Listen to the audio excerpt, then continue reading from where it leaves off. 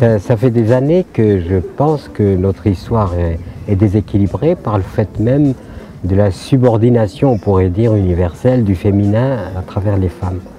Donc pour moi, il est impossible que nous puissions retrouver l'équilibre sans que le féminin puisse s'allier au masculin, sans que le féminin qui est chez l'homme puisse être vivant, et sans que le masculin qui est chez la femme puisse être vivant aussi.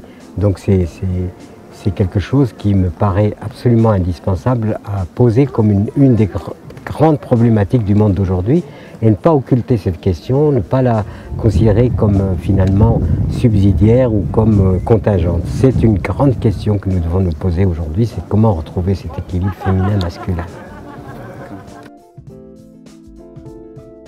Dans le contexte aujourd'hui où l'alimentation humaine est entièrement de plus en plus entre les mains de multinationales, qu'elle est de plus en plus régie et gérée par les multinationales, par des grosses structures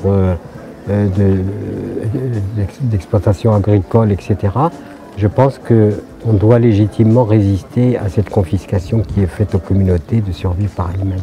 Et c'est pour ça que je dis, aujourd'hui, dans ce contexte-là, quand on le peut, bien sûr, quand on a de la terre pour pouvoir le faire, cultiver son jardin, c'est un acte politique et c'est un acte de légitime résistance. Voilà. Il ne faut pas le prendre simplement comme un acte simple de produire du produit bio, c'est aussi un acte de résistance. J'ai les moyens de me nourrir ma famille, donc je le fais.